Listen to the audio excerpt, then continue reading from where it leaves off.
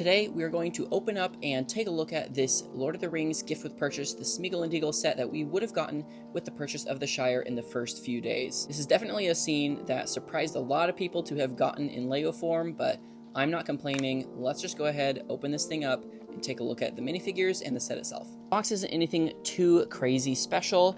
It's just the normal 18+ black box art, has the Lord of the Rings logo, and on top has Smeagol for the ratio, and then on the back we get this little picture of an image of the scene from the movie.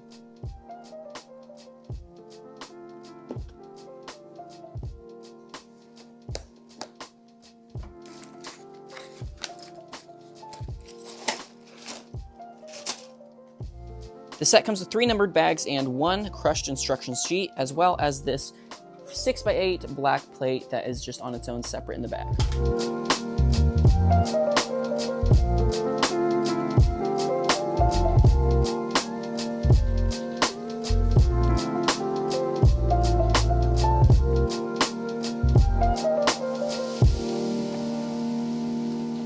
So here it is. It is a very, very simple build. A little just kind of diorama style with this black border, and we have the 2 layers with the underwater with the dark blue and dark green, and then the brighter colors up top. This boat, it turns, and it's actually a little bit of a more interesting build than it looks just from appearance. So I don't think the boat looks bad, and the minifigures that we get are, I believe, reusing torsos, but I think the face print is new, which is nice. Would have been nice to get new torsos as well. But I understand for a gift with purchase that maybe isn't as reasonable to expect. The back, it just has a cutoff here. And I wanted to also show the extra pieces that we get, because we get some nice ones, like this string element.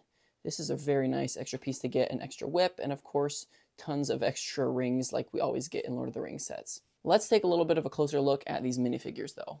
The 2 minifigures we get are Deagol and Smeagol, and they both have different builds for their fishing rods, which I find a little bit strange. I'm not sure what the reasoning was behind having different fishing rods for them instead of the same one, but they both have their own fishing rod. Smeagol's is this brick-built one with the string element, and Deagol has this kind of rubbery molded one. They do have some nice face prints. Deagol has his face for when he's under the water, and it actually feels pretty accurate to the movie, so I'm happy with that. And then on the back, he has a little bit more of a happy face. This is Samwise Gamgee's torso print that is just being reused for him, so if it looks familiar, that's why.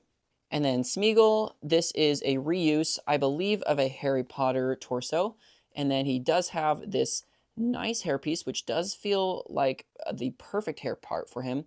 Originally in the pictures, I wasn't sure what I thought of it, but now having it in person, it actually looks pretty good. It's not as long as I thought it would be, so I think it is actually a very good choice. He has a great face print for the front here, a little bit more smiley, and I feel like it captures the look of Andy Serkis, the actor, pretty well. And then on the back, he has a little bit more of an angry face when he actually tries to go after the ring.